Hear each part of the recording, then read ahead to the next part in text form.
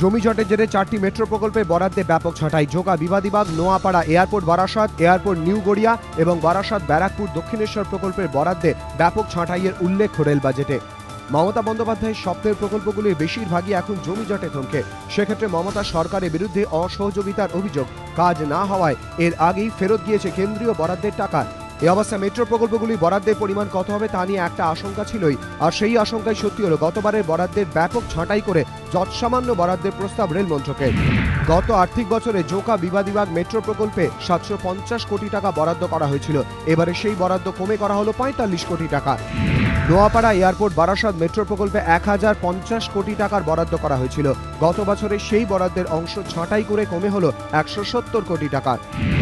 Airport new Garia প্রকল্পে 1050 কোটি টাকা বরাদ্দ করা হলেও এবার তা করা হয়েছে 250 কোটি টাকা। বারাসাত ব্যারাকপুর দক্ষিণেশ্বর প্রকল্পে ব্যাপক ছাঁটাই। গত বছর বরাদ্দ ছিল 602 কোটি টাকা, এবারে তা কমে মাত্র 10 কোটি বরাদ্দের প্রস্তাব রেল বাজেটে।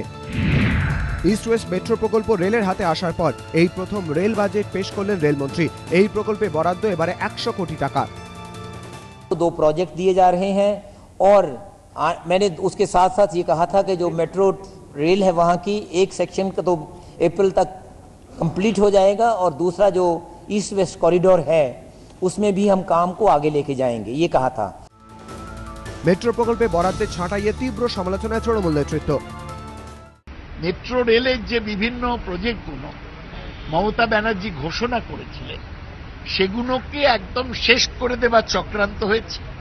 নোয়াপাড়া এয়ারপোর্ট বারাসাত 2300 কোটি টাকার প্রকল্প মাত্র 170 কোটি টাকা দিয়েছে। এয়ারপোর্ট নিউ গড়িয়া 3900 কোটি টাকার প্রকল্প মাত্র 250 কোটি টাকা দিয়েছে। দমদম ব্যারাকপুর দক্ষিণেশ্বর 2000 কোটি টাকার প্রকল্প মাত্র 10 কোটি টাকা দিয়েছে। জোকা বিবাদীবাগ 2600 কোটি টাকার প্রকল্প, সেটায় মাত্র 45 কোটি টাকা দিয়েছে। আর কলকাতা ইস্ট ওয়েস্ট মেট্রো 4800 কোটি টাকার প্রকল্প, তার মাটির ওপরের কাজ 80% শেষ হয়েছে, সেটাও শেষ করার জন্য মাত্র 100 কোটি টাকা দিয়েছে। রেল মন্ত্রক তৃণমূলের হাতে থাকাকালীনই প্রকল্পগুলি জমি জটে থমকে যায়, ফেরত যায় কেন্দ্রীয় বরাদ্দের টাকাও। 2011-12 সালের রেল বাজেটে মেট্রো প্রকল্পগুলির জন্য 6000 কোটি টাকা বরাদ্দ করা হয়। কাজ হয় মাত্র 700 কোটি টাকার, ফেরত যায় 5300 কোটি টাকা। তা সত্ত্বেও 2012-13 সালে ফের বরাদ্দ হয় 4000 কোটি টাকা। 800 কোটি টাকার কাজ হয়, ফেরত যায় বাকি 3200 কোটি টাকা। এই পরিস্থিতিতেও রাজ্যের মেট্রো প্রকল্পগুলির জন্য বরাদ্দ হয়েছে 575 কোটি টাকা।